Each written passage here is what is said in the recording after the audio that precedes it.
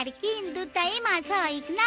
आम्ही आपल्याला आमच्या सगळ्या पावल्या देऊन टाकू, परंतु मनुताईचं गुपित सांगू नको. आजी साहेब तिला खूपच मारतील. मी मनूची महालातून हकालपट्टी करूनच दाखवीन.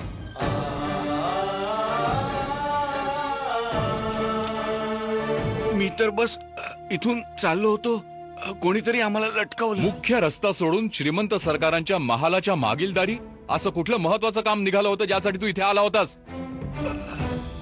नाही मंत्रीजी, मी तर बस इथून असाच. खोटं बोलतोयस तू.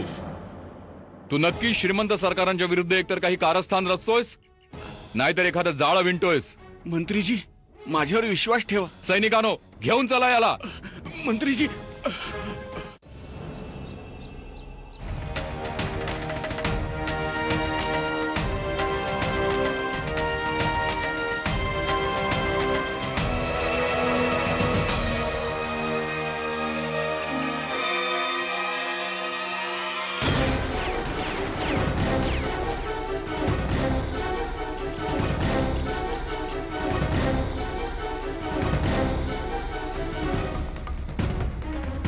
सखाराम, विचारा याला.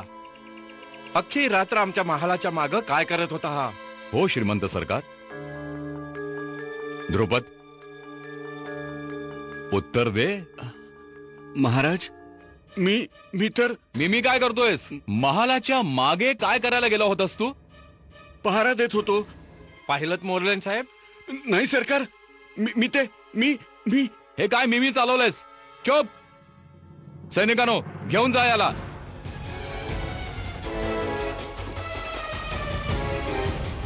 सर, ते रुटीन राऊंड साठी आमचे सर्जन्स बाहेर निघत असतात. मे बी या माणसाशी कुठल्या सर्जनने काही हेल्प घेतला असणार.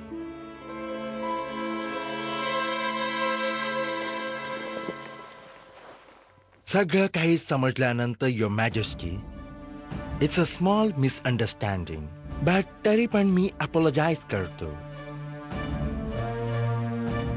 अँड इमिजिएटली पिठूर मधून कर्फ्यू पण हटवला जाईल.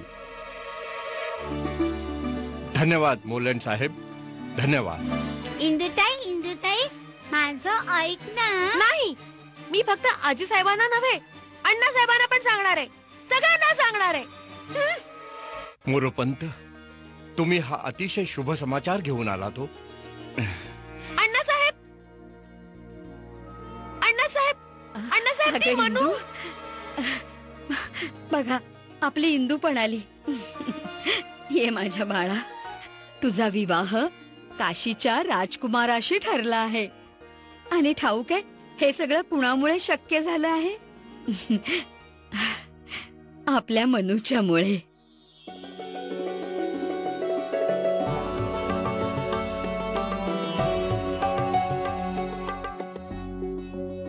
देव भले उशिरा का होईना, हाक ऐकल्याशिवाय नाही राहत. ठाऊक आहे, जेव्हा मनूला हे कळलं की तिचे पिता तिच्यासाठी वर पाहायला काशीला जाणार आहेत, तेव्हा तिने हळूच त्यांच्या सामानातून स्वतःची कुंडली काढून तुझी कुंडली ठेवली.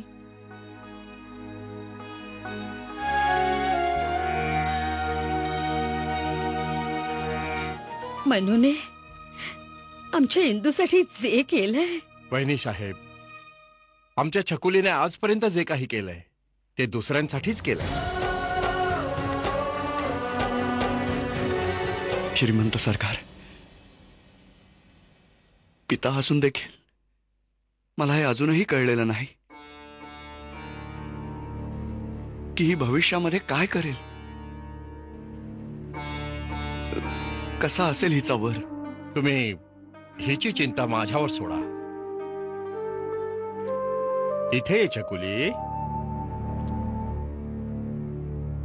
हिचा वर तर आम्ही स्वतः शोधणार.